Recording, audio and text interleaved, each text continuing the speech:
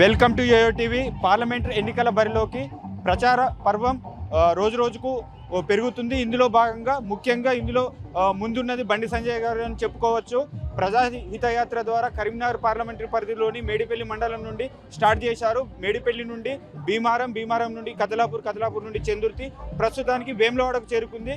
ఇందులో భాగంగా తనకు బండి సంజయ్ గారికి మద్దతుగా BJP state secretary Manakondur assembly incharge Jayashree madam గారు ఉన్నారు. వారితో మాట్లాడదాం. ప్రజాహిత యాత్ర ఎలా కొనసాగుతుంది, ప్రజల నుండి ఎటువంటి రెస్పాన్స్ వస్తుంది? మేడం నమస్తే. నమస్తే అండి. మేడం చెప్పండి, బండి సంజయ్ గారి ప్రజాహిత యాత్ర ద్వారా ప్రజల నుండి ఎటువంటి మద్దతు లభిస్తుంది? చాలా బ్రహ్మాండమైన మద్దతు లభిస్తుందండి. ఎందుకంటే ఇది వారు పార్లమెంటు సభ్యులుగా 5 సంవత్సరాలు చేసినాక చేస్తున్న యాత్ర.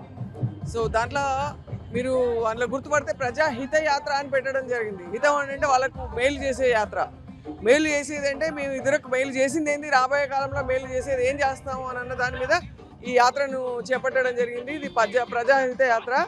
సో ఈ 5 సంవత్సరాల్లో నరేంద్ర మోదీ గారి ప్రభుత్వం ద్వారా బండి సంజయ్ గారు కరీంనగర్కి ఏ కార్యక్రమాలు చేశారు, ఆ కార్యక్రమాల ద్వారా ప్రతి గ్రామానికి మనకు లబ్ధి పొందడం జరిగింది. అవన్నీ కూడా వాళ్ళకు విడమర్చి చెప్పడానికి అని చెప్పేసి ఈ యాత్ర మొదలు పెట్టడం జరిగింది. 9,000 కోట్ల రూపాయలతోని మన కరీంనగర్ పార్లమెంటులో మొత్తం తను అంత బడ్జెట్ కేంద్రం నుండి వచ్చి ప్రతి గ్రామానికి కూడా చేయడం జరిగింది. రోడ్లు అనుకోండి, టాయిలెట్స్ అనుకోండి, ఉపాధి హామీ పథకం అనుకోండి, రకరకాల పింఛన్లు కానివ్వండి, దాని ద్వారా లేకపోతే హ్యాండిక్యాప్డ్ వాళ్లకు సైకిళ్ళు, రిక్షాలు ఇప్పడం ద్వారా అన్ని రకాలుగా ఎన్నో కార్యక్రమాల ద్వారా 9,000 కోట్ల రూపాయలను ఈ పార్లమెంట్లో ఖర్చు పెట్టడం జరిగింది. ఆ ఖర్చు పెట్టింది ప్రజలకు తెలిసే విధంగా. ఇవన్నీ కాకుండా ఉజ్వల గ్యాస్ పథకము, గ్యాస్ ఇంటింటికి గ్యాస్ అనుకోండి, టాయిలెట్స్ అనుకోండి, బియ్యము 5 కిలోల బియ్యము, ఇవన్నీ కూడా రకరకాల పనుల ద్వారా ఈ డబ్బు ప్రజలకు చేరడం జరిగింది. దాన్ని క్రితం ప్రభుత్వం పేరు మార్చుకొని వాళ్ళు పెట్టడం జరిగింది. ఇది ప్రజల ద్వారా చేరడానికి అని చెప్పేసి మేము ఈ కార్యక్రమం పెట్టడం జరిగింది. చాలా బ్రహ్మాండంగా హారతిచ్చి బండి సంజయ్ గారిని ఎదుర్కొంటున్నారు. ఎట్టి పరిస్థితులు అంటే మొత్తం అంటే ఒక ఉప్పెనలాగా ఒక స్పందన వస్తుంది. చక్కగా అందరూ రిసీవ్ చేసుకుంటారు. గతంలో చూసుకున్నట్టయితే ఎటువంటి పాదయాత్ర చేయకున్నా కానీ తెలంగాణలో అత్యధిక మెజారిటీ బండి సంజయ్ గారికి 80,000 భారీ మెజారిటీ ఇచ్చారు. కానీ ఇప్పుడు ఎందుకు అంటే ఆ అవసరం ఎందుకు పడింది? అవసరమని కాదు, అది ఏంటంటే మన బాధ్యత. ఏంటంటే 5 సంవత్సరాలు పార్లమెంటు సభ్యునిగా చేసినాక మనం ఏం చేసినామో అన్నది ప్రజలకు తెలియడం అన్నది చెప్పడం అన్నది బాధ్యత. సో తను బండి సంజయ్ గారు ఒక పార్లమెంటు సభ్యునిగా చేసిన కార్యక్రమాలే కాకుండా జాతీయ స్థాయిలో నరేంద్ర మోదీ గారు చేస్తున్న కార్యక్రమాలను కూడా ప్రజల్లోకి తీసుకెళ్లడం మా బాధ్యత.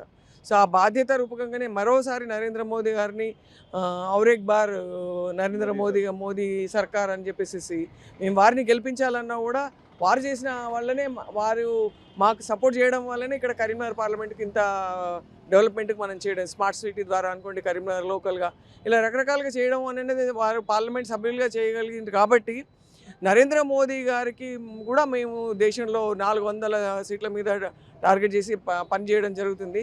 వారిని గెలిపించాలన్నా వారిని అత్యధిక మెజారిటీతోని ఒక అంటే ప్రపంచంలోనే ఒక హిస్టరీ క్రియేట్ చేసే విధంగా వారి గెలుపు అనేది ఉండబోతుంది. సో దాని కొరకు కూడా మేము వారు చేసిన కార్యక్రమాలని ప్రజల్లోకి తీసుకెళ్తాం. ఓకే మేడం, ఒకటి చెప్పండి. ఈ కేంద్ర ప్రభుత్వ పథకాలు ప్రజలకు వివరించే విధానం ఏదైతే ఉందో వికసిత్ భారత్, అది చాలా లేట్గా స్టార్ట్ చేశారు. ఇది కాస్త ఒక 1-2 ఇయర్స్ ముందు స్టార్ట్ చేసినట్టయితే ప్రజల్లోకి ఇంకో పథకాలు ఎక్కువ వచ్చాయనే ఆరోపణ ఉంది.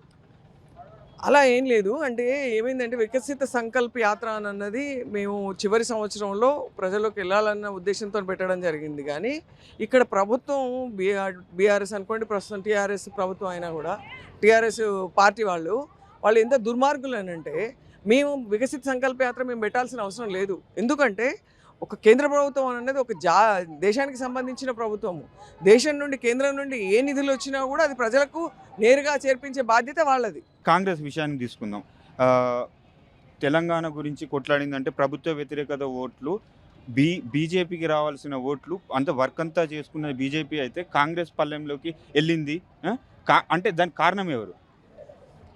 కారణం ఏదైనా కూడా మేము విస్తరేసి అంతా వడ్డిస్తే వాళ్ళు వచ్చి కూర్చొని తింటున్నారు అంతే. వడ్డించిందంతా మేమే. ఇది అంటే తెలంగాణ అధ్యక్షుని మార్పు తర్వాత రకరకాల కారణాలు ఉన్నాయనుకోండి. దాంట్లో తెలంగాణ అధ్యక్షుడిని మార్చడంలో అది మా పార్టీలో తీసుకున్న నిర్ణయం. 3 సంవత్సరాలు అయితే మార్చడం అని అన్నది ఒక సహజంగా జరిగే విషయము. సో ఆ రూపకంగా అనుకోండి, ఏ రూపకంగా మార్చినా కూడా ఆ మార్పు అనేది ఇంపాక్ట్ వేరే రీజన్స్కి ఎఫెక్ట్ అయిపోయి మనకు దెబ్బ కొట్టడం జరిగింది. సో అది అనుకోకుండా జరిగిన అంటే ఓకే.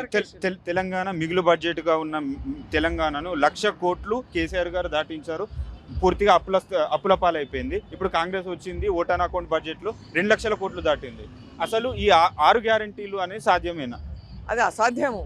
అంటే ఇప్పుడు ఏ మాత్రం ఏమన్నా చేస్తాము అని అన్న మాట మనకు ఆశ కల్పిస్తారు అని అంటే ఈ పార్లమెంట్ ఎలక్షన్ దాకానే అంతే. పార్లమెంట్ ఎలక్షన్ రాకముందే సీఎం గారు చేతులు ఎత్తేసారు. కేంద్రంలో మేము ఉంటే తప్పితే మేము చేయలేము అని అన్నది ఒకటి నోరు జారి మాట్లాడేసేసిండు ఒకసారి. 100 రోజులు టైం తీసుకున్నారు. ఈ 100 రోజులు వచ్చే వరకు మళ్ళీ ఎలక్షన్ కూడా వచ్చే అవకాశం వస్తుంది. అది స్ట్రాటజీ. అది 100 రోజుల్లో ఎలక్షన్ కోడ్ వస్తుంది. ఎలక్షన్ కోడ్ రాగానే ఆ 4 రోజులు రిలాక్స్ అవ్వచ్చు. దాని తర్వాత చేతులు ఎత్తేసి మా ప్రభుత్వం ఎట్లాగూ రాదు, దాని తర్వాత చేతులు ఎత్తేసి అందుకని ఆ స్కీమ్లు పెట్టిన కానీ అది అయ్యే పని కాదు. ఓకే, ఇప్పుడు తెలంగాణ బడ్జెట్ రూపొందించారు. ఈ బడ్జెట్ పైన మీ స్పందన చెప్పండి. ఏ బడ్జెట్ రూపించినా కూడా అది ఇప్పుడు మనము దాన్ని మంచి చెడు ఆలోచించేంత సీన్ లేదు. ఎందుకంటే ఇవన్నీ కూడా టెంపరీగా అట్రాక్టివ్ చేయడానికి లేకపోతే రకరకాలుగా చూపించడానికి మాత్రమే చేసే బడ్జెట్ తప్పితే అది మనకు ఏదో ఒరుగు పెడతారు అని చెప్పేసి అనుకోవాల్సిన అవసరం లేదు. ఓకే, అంటే ఇప్పుడు ఇక్కడ కరీంనగర్ పార్లమెంటరీ పరిధి తీసుకుంటే పోటీ ఎవరెవరి మధ్యలో ఉండబోతుంది? బీఆర్ఎస్ బీజేపీ మధ్యలో ఉండబోతుందా, కాంగ్రెస్ బీజేపీ మధ్యలో ఉండబోతుందా? నా ఉద్దేశంలో బండి సంజయ్ గారు ఒక 2 లక్షల పై మెజారిటీతో గెలుస్తారు. సో దాంట్లో పోటీ లేదు, పోటీ లేదని అనుకోవాలి. అంటే క్యాండిడేట్లు ఉన్నారంటే ఉన్నారు, అంతే ఉంటుంది. ఓకే, మీ రాష్ట్ర అధ్యక్షుడు కిషన్ రెడ్డి గారు చాలా స్పష్టంగా చెప్పారు, బీఆర్ఎస్ పని అయిపోయింది, కింది స్థాయి క్యాడర్ అంతా వచ్చి బీజేపీలో జాయిన్ కామంటారు. అసలు అది సాధ్యమేనంటారా? జాయిన్ అవ్వకపోయినా అక్కర్లేదు, వాళ్ళు ఓట్లేస్తారు, అందరూ ఓట్లేస్తారు. ఇప్పుడు అందులో 2 లక్షల మెజారిటీ ఊరికే రాదు కదా. 2 లక్షల మెజారిటీ అనేది అందరినీ కలుపుకొనే వస్తుంది. కొందరు వాళ్ళ పర్సనల్ రీజన్స్ కానివ్వండి, ఏదైనా కానివ్వండి, జాయిన్ అవ్వడం అనేది ఎప్పుడు జాయిన్ అవుతారు? మళ్ళీ మేము 17 పార్లమెంట్ ఎంపీ సీట్లలో అన్నీ గెలుచుకున్నాం అనుకోండి, ఆ 10 పైన గెలుచుకున్నా కూడా మళ్ళీ అందరూ వచ్చి ఓపెన్గా కండువా వేసుకుంటారు. కానీ కండువా వేసుకోరు. కానీ ప్రతి ఒక్కరు 100% బీఆర్ఎస్ కాంగ్రెస్ వాళ్ళు కూడా మాకేస్తారు.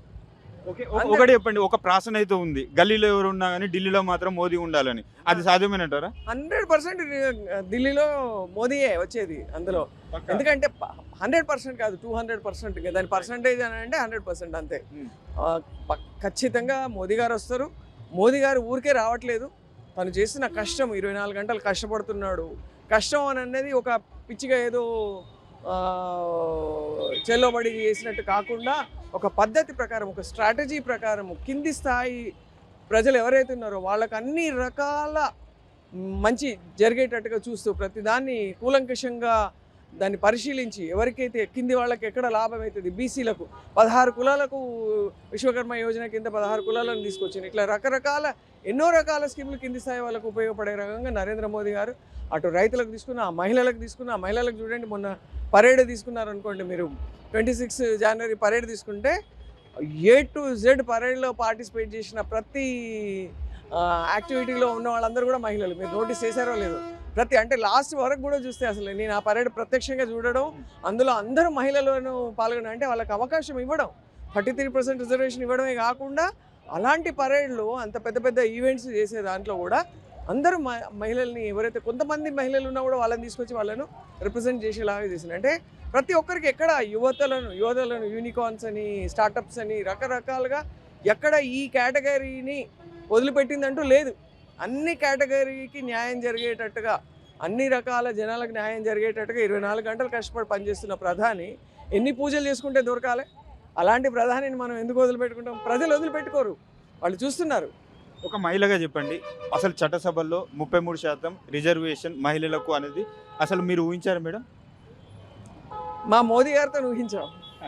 చేస్తాడు, చేస్తే ఈయననే చేయగలుగుతాడు, లేకపోతే చేయడు.